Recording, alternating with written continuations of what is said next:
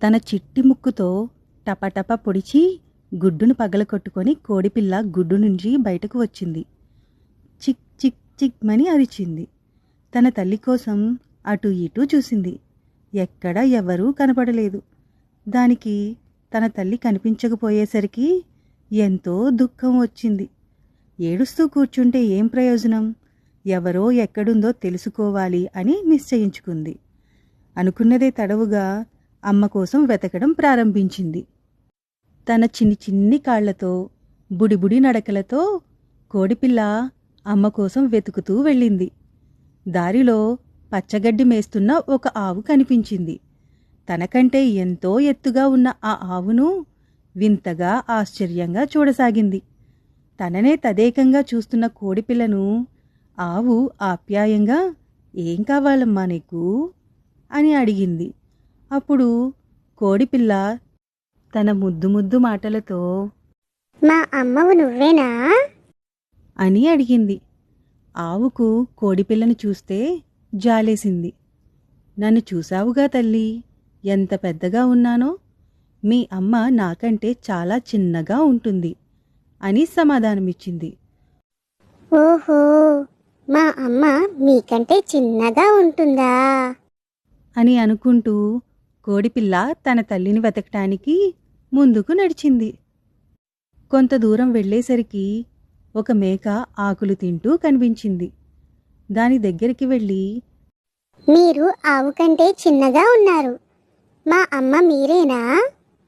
అని ప్రశ్నించింది. ఆవు కంటే చిన్నగా ఉన్న మాట నిజమే. నా కాళ్ళు చూసావా? 4 ఉన్నాయి.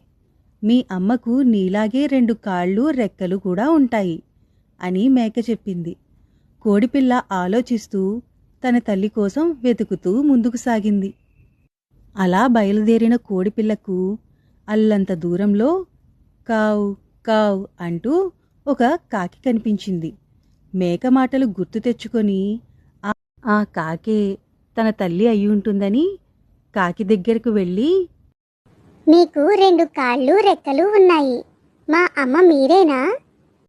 అని కోడిపిల్ల అడిగింది. అప్పుడు ఆ కాకి "నాకు 2 కాళ్ళు రెక్కలు ఉన్నమాట నిజమే.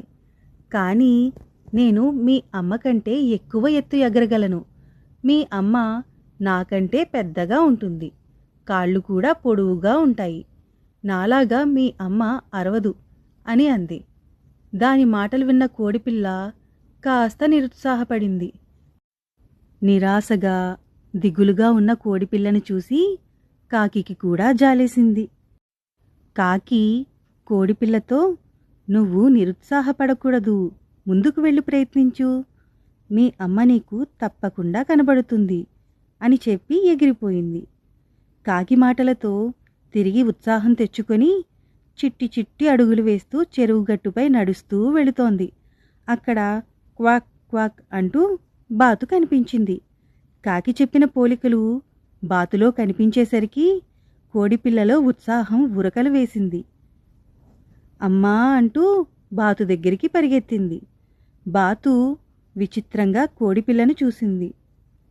"ఏమిటమ్మా అలా చూస్తావు? నేను నీ బిడ్డను." అని ముద్దు ముద్దుగా పలికింది. "అయ్యో తల్లి, నేను మీ అమ్మను కానమ్మా" అని బాతు అంది. ఆ మాటలకు కంగుతిన్న కోడిపిల్లకు దుఃఖం పొంగుకొచ్చింది. వెక్కి వెక్కి ఏడ్చింది. తన తల్లిని కనుక్కోలేనేమో అని భయం పుట్టుకొచ్చింది. కోడిపిల్ల ఏడుపు చూసిన బాతుకు కోడిపిల్లపై జాలి వేసింది. లాలనగా దగ్గరకు తీసుకొని "ఎందుకమ్మా అంతగా ఏడుస్తున్నావు? చెప్పు" అని కోడిపిల్లను బుజ్జగించింది. ఊరడిల్లిన కోడిపిల్ల వెక్కుతూ వెక్కుతూ జరిగిందంతా చెప్పింది. ఆ మాటలు విన్న బాతు "మీ అమ్మ నాలా క్వాక్ క్వాక్ అనదు, కొక్కరొక్కో అని అంటుందని" చెప్పింది. చెట్టుపై నుండి వీరి మాటలను వింటున్న పావురం వీరి దగ్గరికి వచ్చి వాలింది. పావురానికి కోడిపిల్లకు సహాయం చేయాలి అని అనిపించింది. "ఈ చెరువుగట్టు చివరకు వెళ్ళు. అక్కడ నీకు మీ అమ్మ కనిపించవచ్చు" అని చెప్పి పావురం ఎగిరిపోయింది. పావురం చూపిన దిశగా చిక్ చిక్ అంటూ కోడిపిల్ల వెళ్ళింది. కాస్తంత దూరం వెళ్ళేసరికి కొక్కరొక్కో అన్న శబ్దం వినిపించేసరికి కోడిపిల్ల ఆనందంగా అటువైపు చూసింది.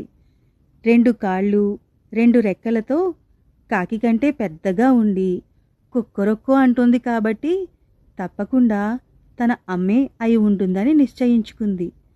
అమ్మా అమ్మా అంటూ పిలిచింది. ఆ పిలుపుకు వెనుతిరిగి చూసిన కోడిపిల్లని చూసి ఆగిపోయింది. తన పిల్లని గుర్తించింది. దగ్గరకు రమ్మని పిలిచింది. తన తల్లిని కనుక్కున్నందుకు కోడిపిల్ల ఆనందానికి హద్దులే లేవు.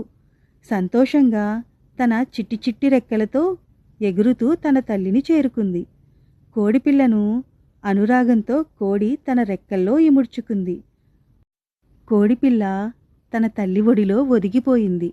అక్కడే ఉండక నా కోసమని వెతుకుతూ ఎందుకు బయలుదేరావమ్మా? నీకోసమే ఆహారం తీసుకురావటానికని వచ్చాను. ఎలాగో తిరిగి వచ్చేదాన్ని కదా అని కోడి తన పిల్లతో అంది. తన పిల్ల తననే వెతుక్కొని ఎలా చేరుకుందో తెలుసుకోవాలని కుతూహలంగా ప్రశ్నించింది. కోడిపిల్ల జరిగినదంతా తన తల్లికి ముద్దు ముద్దుగా తన మాటల్లో వివరించింది. ఆ మాటలు విన్న తల్లి కోడి తన పిల్ల తెలివికి పట్టుదలకి చాలా ఆశ్చర్యపోయింది. అలాగే సంతోషించింది కూడా.